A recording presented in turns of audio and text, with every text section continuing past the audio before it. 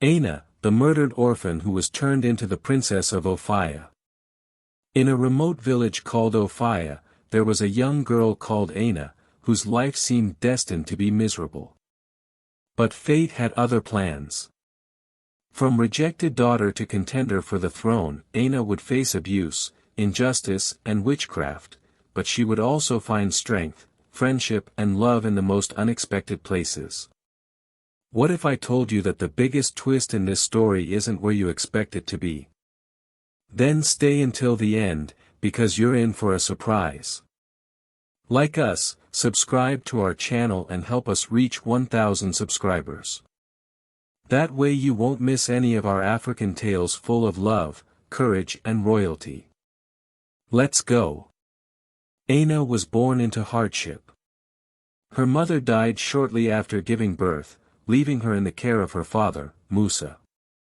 For a few years, she lived in relative peace, until Musa decided to remarry a woman called Mariam. At first, Aina was excited by the idea of having a new family.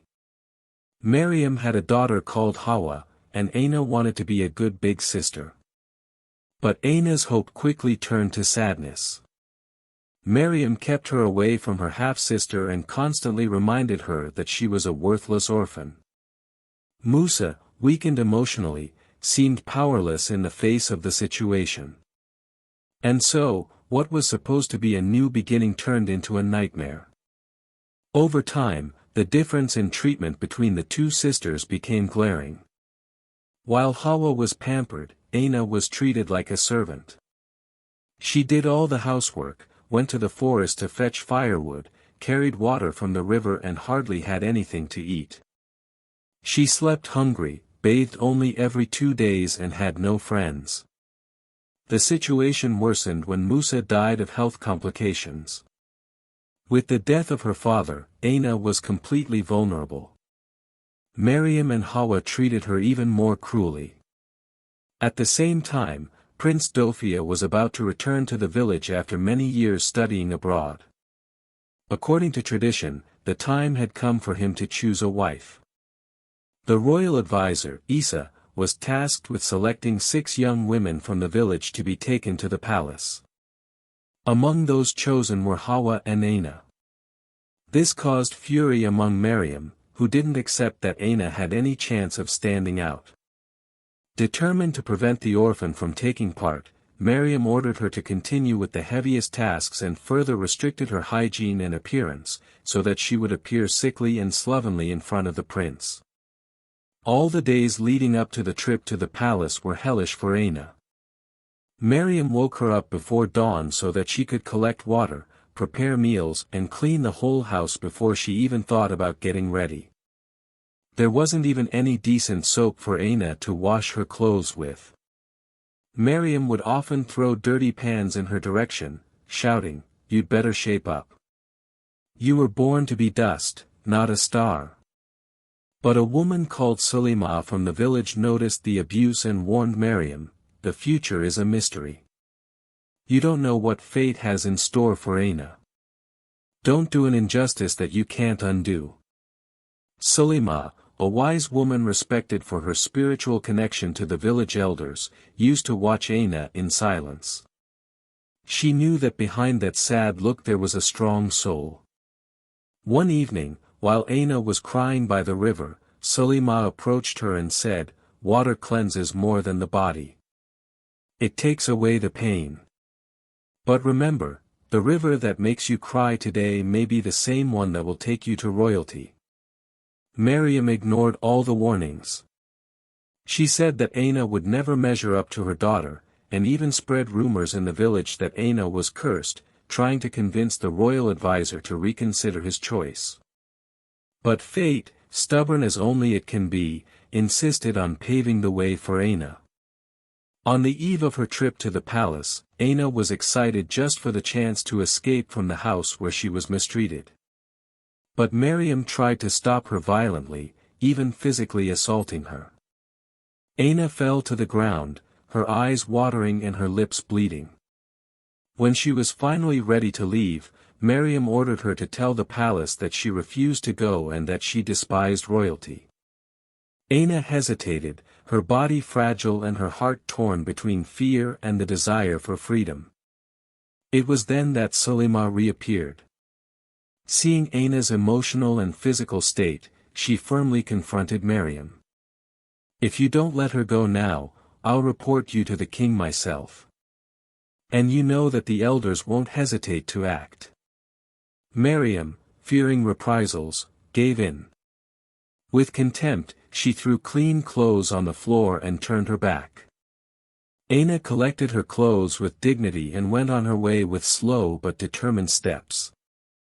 She arrived at the palace with red eyes and wounded feet. One of the guards, moved by her appearance, helped her up the steps and interceded with the king, who allowed her to enter. The girls were divided into pairs by room. Aina stayed with Zara, a kind and curious young woman, who soon realized the strength that existed in her new companion. For the first time in a long time, Aina felt peace. That night, she fell asleep in a clean bed with a light heart. She dreamed of a future where she didn't have to be afraid. If you've made it this far, comment, "Go Aina," and don't forget to subscribe to the channel. During the first week, everything seemed to go well. But little by little, the true character of the girls was revealed. The king, suspicious, had installed hidden cameras to observe the candidates' behavior. Aina, used to hard work, was always helpful. She helped in the kitchen, washed clothes, and never complained. She wasn't even interested in winning over the prince. She just wanted peace. Hawa, on the other hand, began to take issue with the natural prominence that Aina was gaining through her kindness. Miriam, trying to ensure her daughter's victory, sent a spell hidden in a box, instructing Hawa to use it to seduce the prince. Hawa followed the instructions and the spell affected everyone around her, except Aina. The atmosphere became chaotic and tense. Meanwhile, Aina formed a sincere bond with the head of the guards. She told her story and expressed her desire to just be accepted as a servant in the palace, away from the suffering of her home. The chief of the guards, touched by Aina's story and purity, said, "If I had wealth, I would pay your dowry and marry you." She replied with a smile, "You don't have to be rich for me to accept. You just have to want me sincerely." Do you think Hawa deserves forgiveness? Comment below.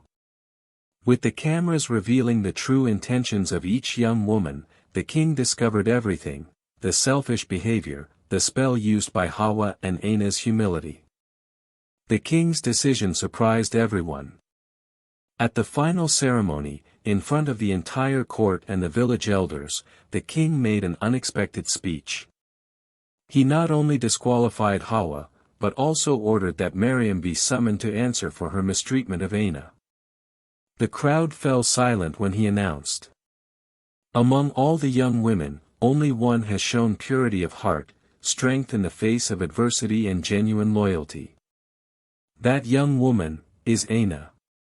Aina was led forward with tears in her eyes, unable to understand how life had changed so much. Beside her, the head of the guards, the same one who had promised her protection when she had no one, held her hand proudly. The king continued, "And if she wishes, she will have the right to choose between being my daughter-in-law, or princess consort alongside the one who has already offered her true affection." Aina looked at the chief of the guards and smiled, "My heart has already chosen." The whole palace applauded.